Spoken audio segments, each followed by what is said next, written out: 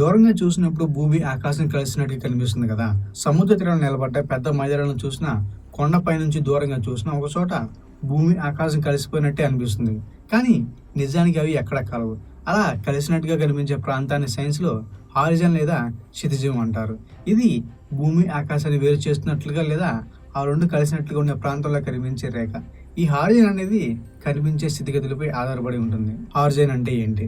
ఇవి రెండు విధాలుగా ఉంటుంది. ఫస్ట్ది జియోడో సెలెస్టియల్ హారిజన్. ఒక మనిషి కంటితో ఎంత దూరం చూడగలడో ఆ మేరకు భూమి ఆకాశం కలిసినట్టు కనిపించే ప్రదేశం ఇది.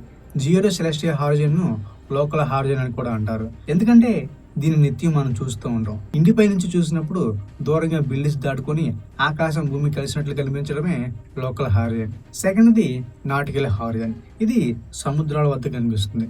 సముద్ర ఉపరితలంపై చూసినప్పుడు ఆకాశం కలిసే చోటుగా దీన్ని చెప్పవచ్చు.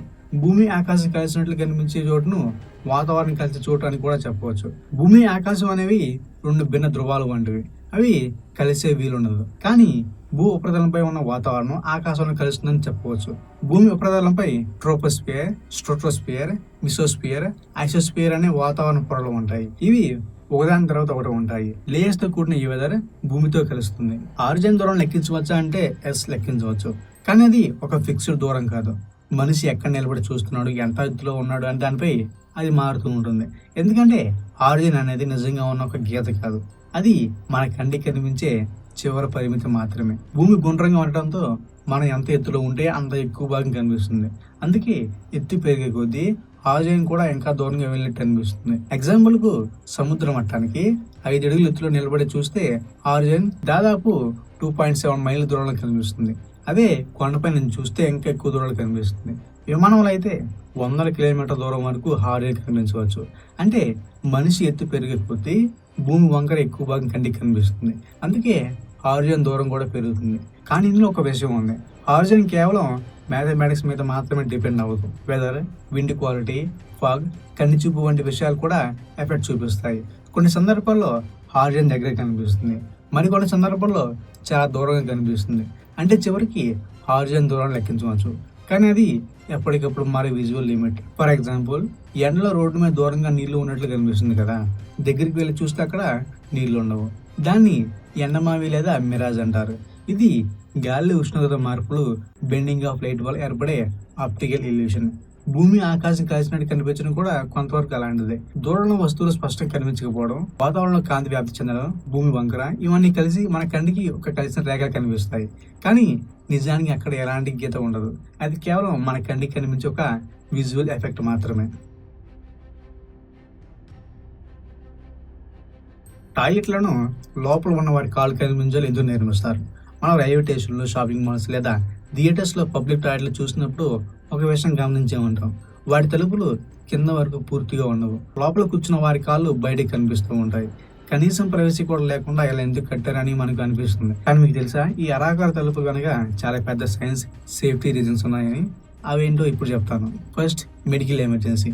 అన్నిటికంటే ముఖ్యమైన కారణం మెడికల్ ఎమర్జెన్సీ.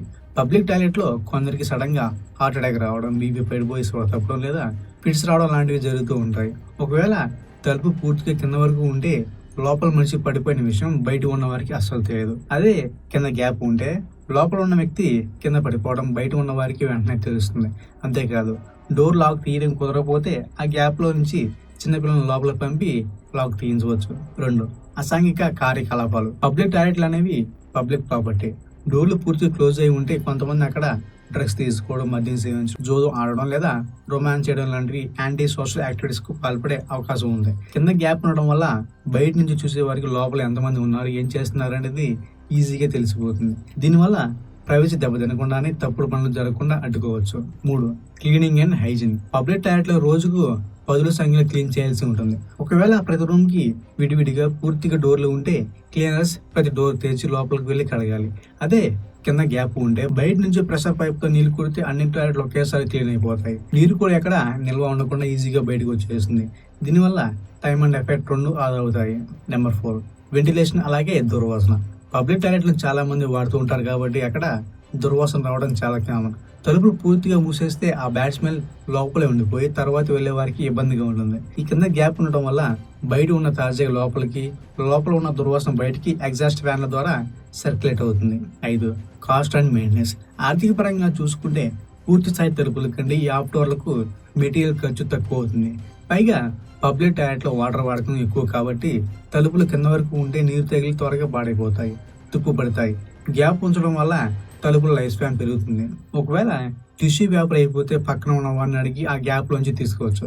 అలాగే ఎవరైనా ఎక్కువసేపు ఉంటే లైన్లో ఉన్న వారి కాళ్ళు చూసి ఇంకా అవ్వలేదని అర్థం చేసుకుంటారు.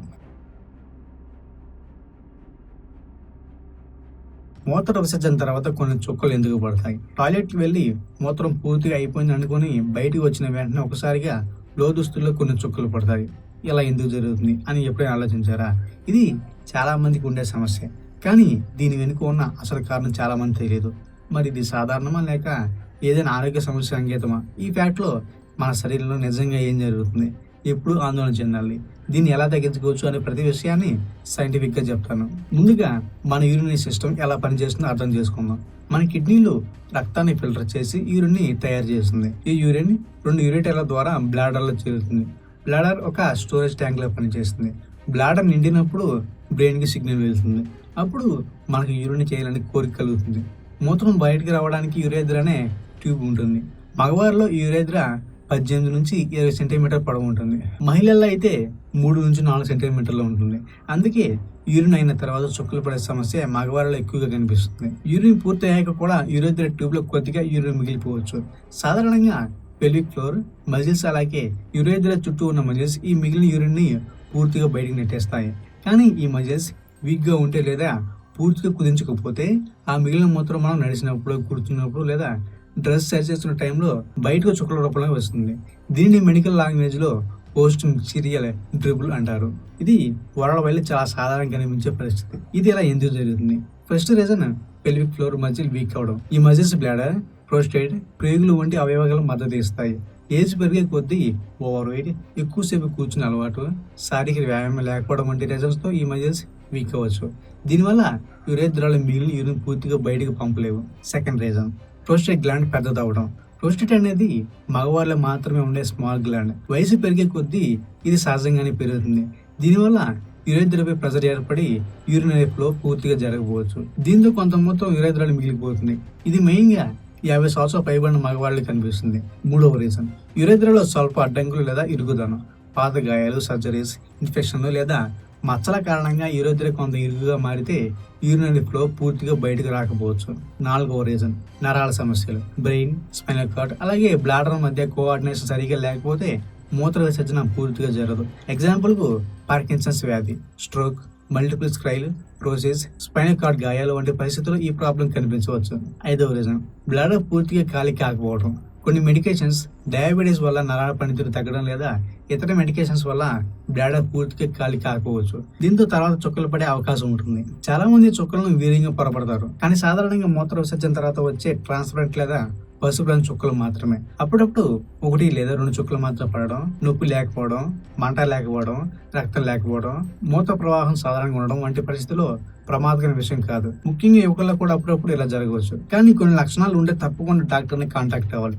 ఎగ్జాంపుల్కు యూరిన్లో రక్తం కనిపించడం, తీవ్రమైన మంట, జ్వరం, బ్యాడ్ స్మెల్, తరచూ మూత్రం రావడం, మూత్రం ఆగిపోవడం, బలహీనమైన మూత్ర ప్రవాహం, కడుపు దిగువ భాగంలో నొప్పి, వెన్ను నొప్పి లేదా రోజు ఎక్కువ పరిమాణంలో లీక్ అవుతూ ఉండడం. ఇవి ఇన్ఫెక్షన్, ప్రోస్టేట్ ప్రాబ్లమ్స్ లేదా ఇతర వైద్య పరిస్థితులకు సంకేతాలు కావచ్చు. ఈ ప్రాబ్లం తగ్గించడానికి ఏం చేయాలి?